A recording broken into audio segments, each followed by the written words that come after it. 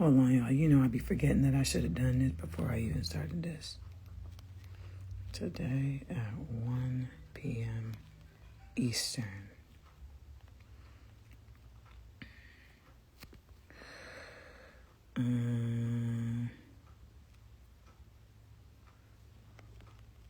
Link in bio.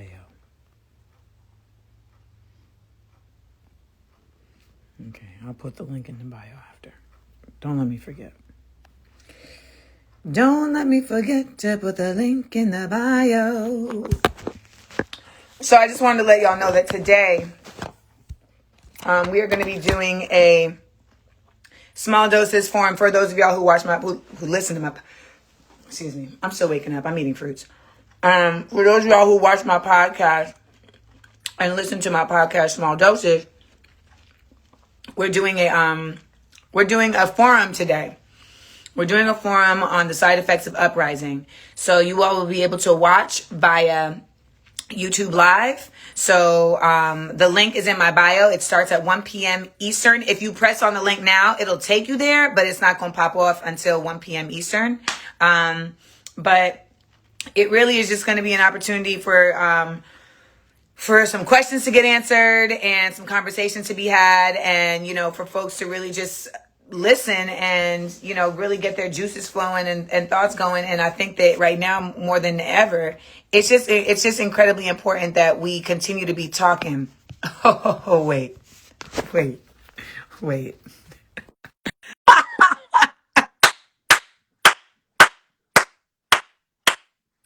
Hold on.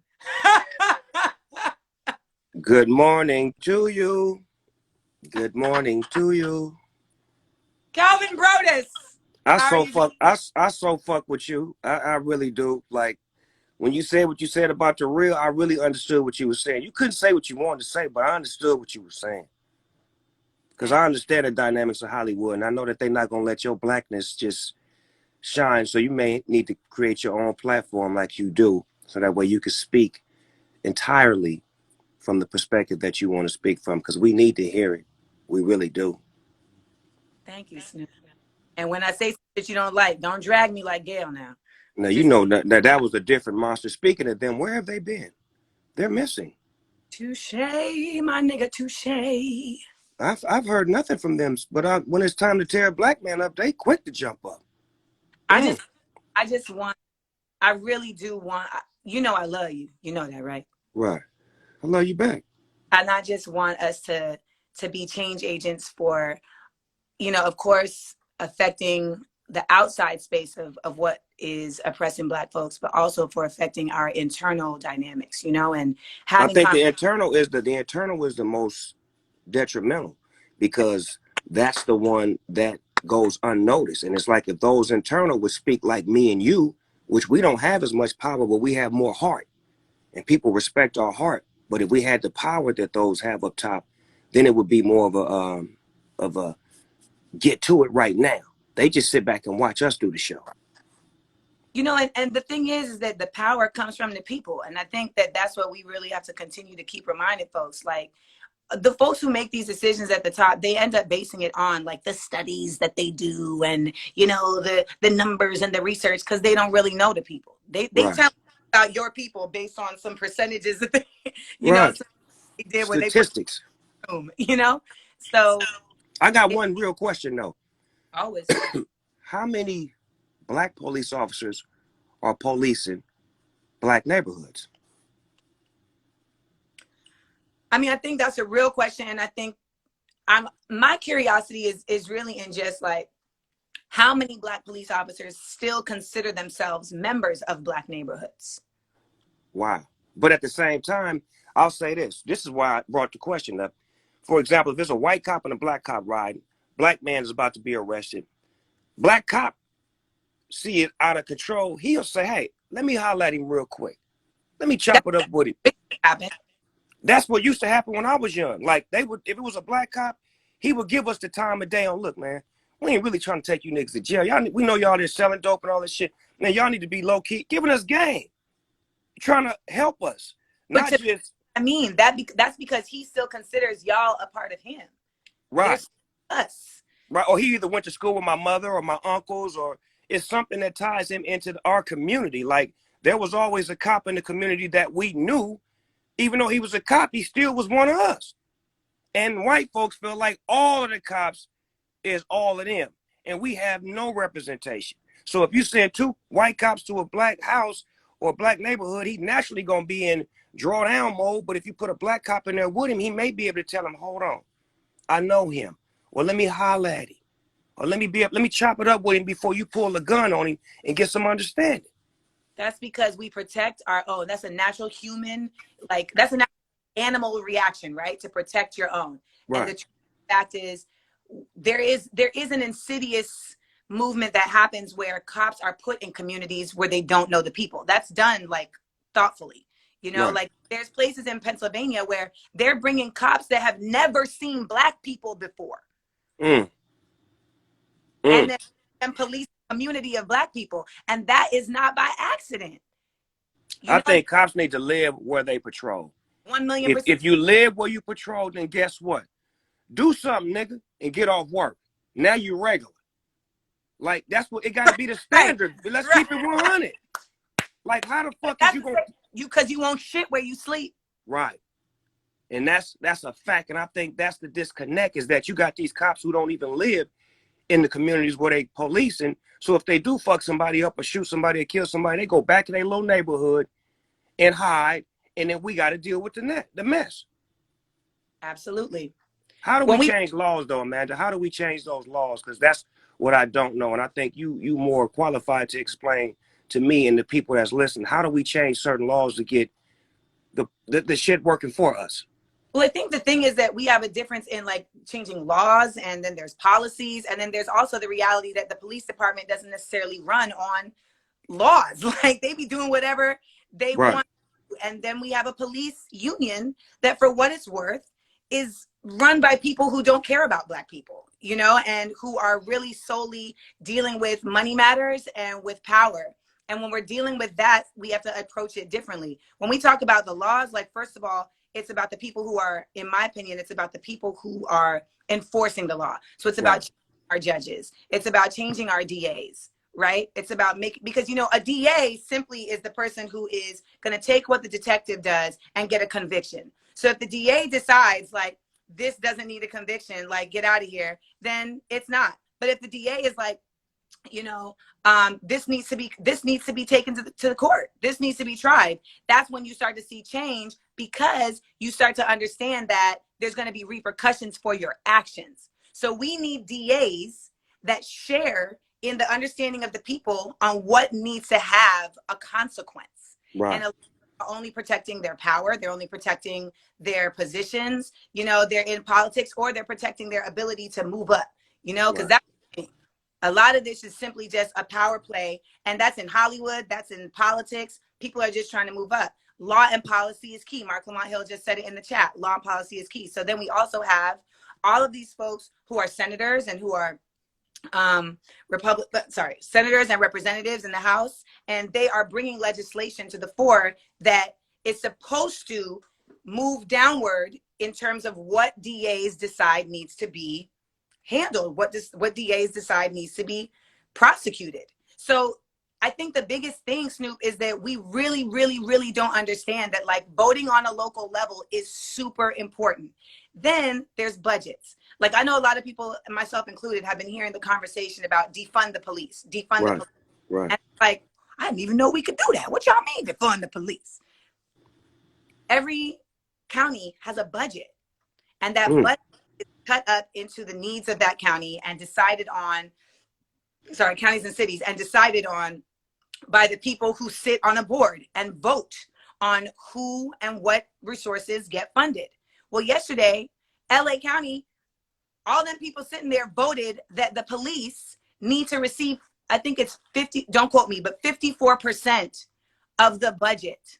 So in a county that needs health resources, that needs education resources, that needs, you know, food and water resources, they think that those are minuscule pieces of the pie. They think it's more important that we have, you know, a police system in place. Well, I think we can both agree that when we have better communities, we have better mindsets. When we have more resources, we have better abilities at creating inroads that don't lead to crime, that don't lead to destruction, and thus we don't require policing in the same way. So Right. perhaps our money was being put to the people versus to policing the people, we would be able to see a change. So defunding the police happens in a number of ways, but on a basic note, it's about us voting people in those positions who vote on budgets and making sure that those people understand what the actual people actually need and not what is needed to protect power. Got you.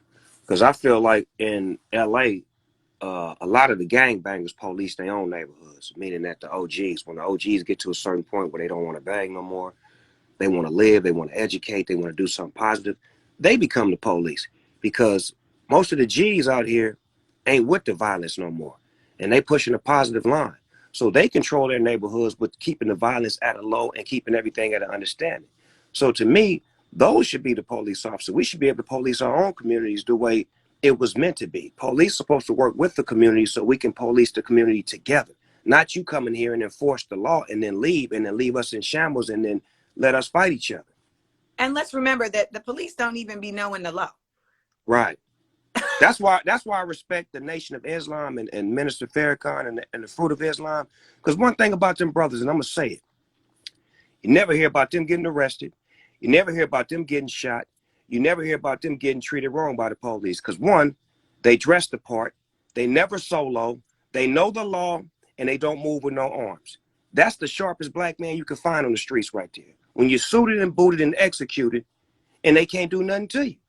So to me, I like to give Minister Farrakhan, the brothers of the Nation of Islam and the Fruit of Islam, a lot of respect and a lot of love because they teaching it the right way and they always getting discriminated because it's looked like as something militant. No, it's not. It's just teaching black power and black people and black awareness. Once you learn about the Nation of Islam and the Fruit of Islam, you'll find that they know the law better than the law. And once you know the law, then that way you can beat the law. Because if you don't know the law, then you up against the gun to begin with. But if you know the law and you start throwing it in their face, then they have to stop and check themselves. Well, you know, the phrase knowledge is power is not something perfunctory. I mean, that really means something. Right. You know, why? It's like, I always say, never forget, they didn't want us to read. It was illegal to read. So of course. I remember that. I remember them saying that they were saying back in the slave days, the Uncle Tom slave would go tell the master, they back there teaching them niggas how to read. And they would tell on them and they would have to hide the book and they would have to learn how to read on their own time, but they would have to get rid of the slaves that would go tell because it was always the what's that, the lynch, the what's his name? Willie Lynch syndrome. That bullshit that we still trying to disentangle right now with the light skin, dark skin. Look at me and you. We don't believe in that bullshit. Never we have. passed the Willie Lynch. It ain't working on me and you. No, light skin, brown skin, getting it in. You know what I'm talking about? The truth of the matter is like, and there's a dope Malcolm X clip where he just talks about like when the black man decides to educate himself, that's when we're going to really see change because that's when we start looking at each other like, oh, you're me. And Right. that's what, and we need to extend that to black men looking at black women and saying, you are me, we are us, and I have to protect you because you are a part of my business. You are a part of my like ecosystem, and what happens to you happens to me. And I think that when you're talking about like the learning and understanding of the law and even understanding our own histories, all of these things are things that were kept from us. So actually engaging in doing that is seen as a violent act to many. How dare you try and learn the shit we tried to keep from you? How dare you? So that's why like I preach, and I don't even mean to be preaching so much, but sometimes I really just feel like I'm just trying to encourage folks to really open their eyes to the ways in which like these folks have done so with such ease. Right. They dismantle our ability to build our own platforms to freedom. But you got to know your calling. You got to know your calling. If you're a preacher, you're a preacher. You can't deny your calling. That is bar. Like my grandmama used to tell me this, rest in peace to my grandmother, but she used to always tell me this when I was like 7, 8 years old. You're going to be a preacher. You're going to be a preacher. And I'm like, Granny, you don't know what you're talking about. But as I live now in my world today, I feel like I am a preacher because I preach and I speak to the people and I am the voice of the unheard. And I feel like you the same. Like we can't run from our calling. People depend on us to have these kind of conversations, to put the information in the air and to stand tall and to stand firm on who we are and to stay who we are, no matter what the situation is. And that's really what I stand on. You know, we've gotten to such a place of deceitfulness and distrust that like folks can't even recognize a real one when they see one.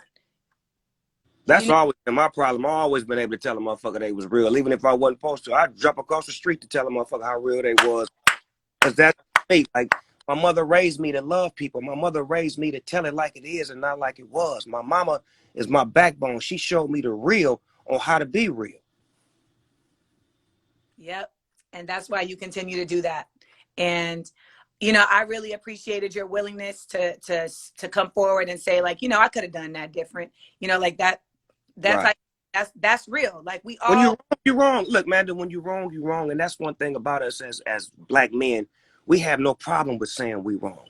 But we have a problem when you're wrong and you don't say you're wrong. Because we're going to try to fix our problem because we already oppressed. So we know that we up against the gun. So we know if we wrong, we're going to fix it. And that's why I wanted to be a great example to people that let them know, look, Snoop Dogg, he made a mistake. And he apologized in front of the whole world to let you know it's okay. It's okay to apologize. It's okay to cry. It's yeah. okay to have feelings. It's okay to have emotions. This is part of being a human being.